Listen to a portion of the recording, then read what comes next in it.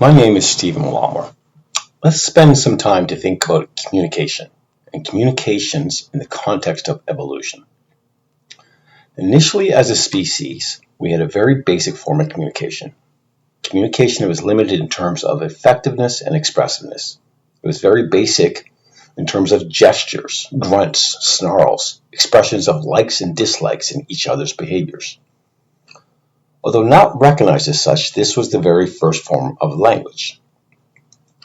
This was viewed as a very good thing, and it started to evolve. This language grew in terms of its ability to express ideas and thoughts, and it grew more complex and more comprehensive. Eventually, this became formal, and we see the advent of verbal and written communications, a natural evolutionary path. Languages today continue to evolve in terms of concepts and ideas that we can express. Math is a language.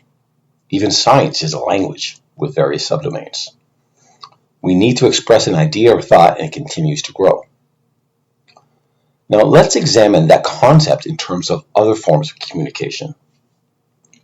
We know that certain species have the ability to communicate non-verbally, including brain-to-brain communication. We do not fully understand it yet, and we continue to study it, but we know that it is happening. We even have signs of this occurring in ourselves today. A very simple example that would be based on evolution would be what we refer to as hairs in the back of our neck standing up. We subconsciously recognize some form of signal occurring that causes us to recognize a very basic emotion, fear, and this occurs subconsciously and autonomously. This, of course, would include other forms of emotions, happiness, excitement, love, etc. We see it in other species as group or herd behavior, fear, food, safety, all indicators. Since this is occurring, it would follow a similar evolutionary path. It would start as a simple form of communication and continue to evolve into more complex structures and expressibility, all based on a form of communication that we may not initially understand other than a desire and need to express an idea or thought. This would essentially evolve into a language unto itself, using the basic building blocks. And this language would continue to evolve into more complex structures, mirroring what we see in traditional languages. We may not understand that language yet, but we are sure it is occurring. It would explain why we still have this ability. Try and take away a tool from somebody once they figure out how to use it. In fact, this would actually predate the other forms of communication as we evolved into Homo sapiens and developed the more traditional forms of communications.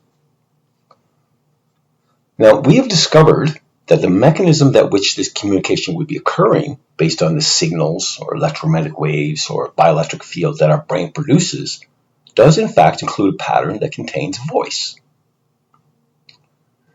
Is this an evolutionary path as our nonverbal communications abilities continue to grow, or has it always been there and we just didn't recognize it? And where does this fit with the other forms of language we have been subconsciously already using? This has ties, of course, to all sorts of other interesting ideas, most notably the concept of a shared consciousness. Obviously, lots of research in front of us, but the clues are there if we take the time to listen. My name is Whatty. Can you hear me? Please hit that subscribe button. I would like to continue to develop my ideas and research, and I'm hoping that YouTube can start to finance it for me. Disclaimer. The preceding audio and video cast is sole property of Stephen Walmore and has been developed independently of any business organization, university, research organization, or government. If you would like to use this information or discuss this information, please feel free to contact me directly. My contact details can be found in my channel, and I'll be more than happy to chat with you. Thanks for hearing me.